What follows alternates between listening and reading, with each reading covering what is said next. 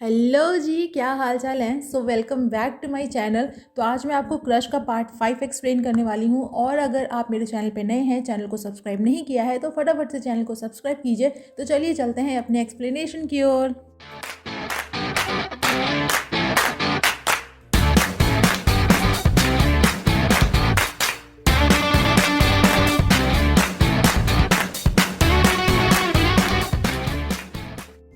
तो एपिसोड 5 की स्टार्टिंग में वू यन जंग ये का इंटरव्यू ले रही होती है, जिसने यीजिन का नया गाना गाया था, और पूछती है कि वो खुद भी एक सॉन्ग राइटर है तो यीजिन के साथ काम क्यों कर रहा है।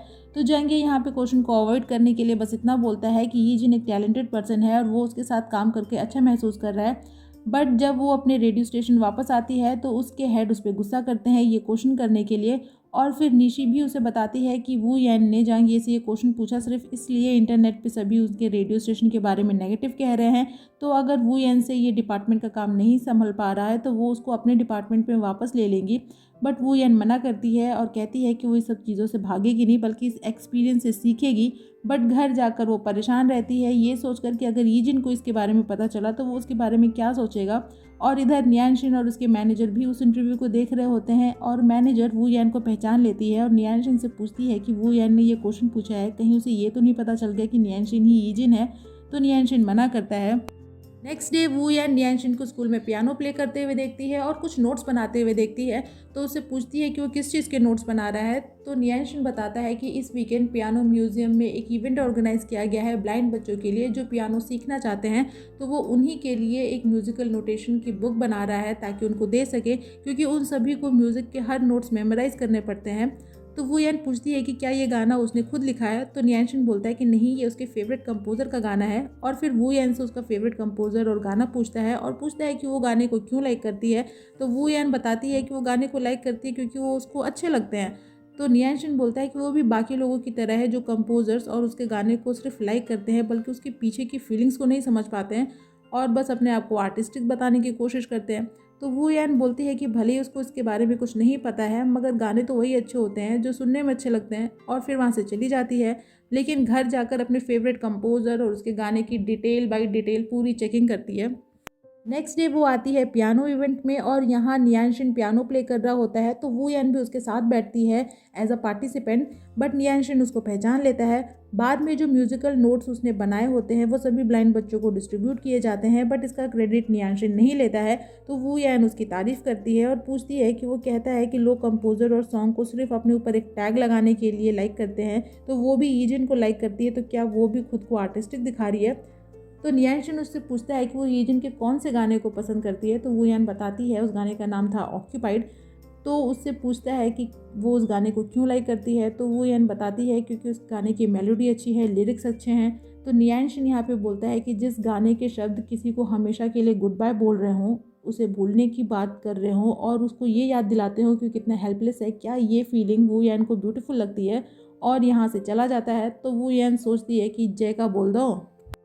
नेक्स्ट सीन में वो या नीजन के गाने को लाइन बाय लाइन सुनती है और फिर किसी को कॉल करने जाती है। तभी उसकी फ्रेंड उससे पूछती है कि वो क्या कर रही है। तो वो यान बताती है कि उसने ईजिन के सॉन्ग को फिर से सुना है और वो कंफर्म हो गई कि नियांशिन ही ईजिन है और इसीलिए वो उसको कॉल करने जा रही है। तो उसकी फ्रेंड पूछती है कि वो तो बताती है कि नियांशिन एक कोल्ड पर्सन है लेकिन उसने उसको अपना नंबर दे दिया। तो वो यान बताती है नहीं रे, ये तो उसने दूसरी टीचर के कॉन्टैक्ट से कॉपी किया है। और फिर नियांशिन को कॉल करती है और पूछती है कि क्या वो यीजिन है। तो नियांशिन बोलता है कि अगर वो यान को कुछ और बात नहीं करनी है तो कॉल कट कर रहा है। बट वो यान यहाँ पे कंफर्म हो जाती है कि ये यीजिन है और फिर उसको सॉरी बोलती है और कहती है कि उसके लैक ऑफ नॉलेज की वजह से अभी तक वो ट्रू आर्ट को नहीं समझ पाई थी, बट यीजिन के सॉन्ग को वो हमेशा अपने से कनेक्टेड पाती है और जब भी अपने लाइफ में लो फील करती है तो उसे ऐसा लगता है कि यीजिन के गाने उसको हमेशा कंसोल कर रहे हैं और कभी भी लाइफ में अगर वो यीजिन से मिलेगी तो उसको थैंक यू बोलना चाहेगी उसको लाइफ की ट्रू फीलिंग सिखाने के लिए।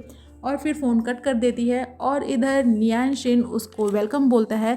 इसका मतलब है कि नियांशिन यहाँ पे डिनाई नहीं करता है कि वो यीजिन नहीं है और नियांशिन को ये भी पता है कि वो यान उसके बारे में जान चुकी है।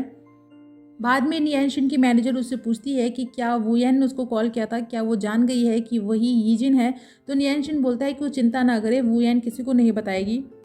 नेक्स्ट डे वो यान आती है वेलफेयर हाउस शाओवी का बर्थडे सेलिब्रेट करने के लिए और वहाँ पे नियांशिन भी होता है, जबकि उसने कहा था कि वो उस दिन बिजी है। और वो यान देखती है कि न्यानशिन लेकर आया है स्ट्रॉबेरी केक, तो न्यानशिन बोलता है कि हाँ सभी लड़कियों को स्ट्रॉबेरी पसंद आती है, बट वो यान कहती है कि उसे कैसे पता, क्या उसने बहुत लड़कियों को केक दिए हैं। और फिर शाओवी को उसका बर्थडे कैंडल ब्लो करने को कहती है और ख़ुद बर्थडे सॉन्ग गाना चालू करती है। और हम सबको पता है कि वो कितना अच्छा गाती है। और न्यानशिन बेचारा उसको चुप कराने के लिए बर्थडे सॉन्ग का लास्ट लाइन ही गा देता है, हाँ हाँ हाँ, हैप्पी बर्थडे टू यू, बस मेरी माँ चुप हो जा।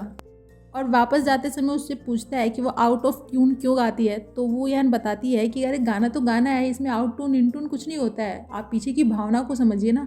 और वो यीजिन के गाने को भी इसीलिए लाइक करती है क्योंकि वो उससे कनेक्टेड फील करती है, गाने तो आपके इमोशंस को बताते हैं। और वहाँ आती है न्यानशिन की मैनेजर उसको ले जाने के लिए, तो वो यान पूछती है कि ये जो लड़की तुम्हें रोज़ लेने आती है ये क्या तुम्हारी गर्लफ्रेंड है, तो न्यानशिन मना करता है, जिसके बाद तो वो यान की खुशी का कोई ठिकाना ही नहीं रहता है। इधर वे हाउ शी चियन को मनाने की कोशिश करता है यूनिवर्सिटी में कि वो वापस से बैंड ज्वाइन कर ले, बट शी चियन मना कर देती है। और वहाँ होती है वू यान भी, जो बाद में वे हाउ को बोलती है कि उसे यकीन नहीं हो रहा है कि वो किसी टाइम पे वे हाउ जैसे इंसान को लाइक करती थी जो इतना कावड़ है। तो वे हाउ कहता है कि वो क्या ही कर सकता है, शी चियन उससे बात कर ही नहीं रही है। तो वू यान बोलती है कि अगर शी चियन उससे दूर जा रही है तो वो उसके पास जाए। और वू यान का ये दिव्य ज्ञान लेकर वे हाउ पहुंचता है उस कैफ़े में जहाँ पे शी चियन पार्ट टाइम जॉब करती है, लेकिन वहाँ उसे पता चलता है कि उसने जॉब छोड़ दी है। फिर हम न्यानशिन और वू यान को देखते हैं वेलफेयर हाउस में, जहाँ डायरेक्टर उनको बताती हैं कि कोई कपल है जो शाओवी को अडॉप्ट करना चाहता है, बट कोई भी डिसीजन लेने से पहले वो एक बार उनसे कंफर्म हो जाएंगी। देन वू यान को कॉल आती है वे हाउ की, जो उसको उससे मिलने बुलाता है। बट यहाँ पे हम न्यानशिन को थोड़ा जेलस देखते हैं और वो बोलता है कि वो भी उसके साथ चलेगा, और इसके पीछे रीज़न ये देखता है कि वो तो बस वू यान की हेल्प कर रहा है, क्योंकि ये वही फ्रेंड है ना जिससे बचने के लिए वू यान ने उससे उसका फेक बॉयफ्रेंड बनाया था। नेक्स्ट सीन में हम तीनों को एक रेस्टोरेंट पे देखते हैं, जहां वू यान जाकर बैठती है वे हाउ के बगल में, और इस चीज़ को न्यानशिन नोटिस करता है। इसका मतलब है कि वो कहीं ना कहीं जेलस फील कर रहा है और वू यान को लाइक करने लगा है। और वू यान वे हाउ को ज्ञान देती है कि वो शाओवी को समझने की कोशिश करे, उसके पास इंटर्नशिप वर्क है, उसकी पढ़ाई है, उसकी पार्ट टाइम जॉब्स है, और इन सब चीज़ के बीच में वे हाउ चाहता है कि शाओवी उसको बैंड को वापस से ज्वाइन कर ले, सिर्फ फन और टाइम पास के लिए।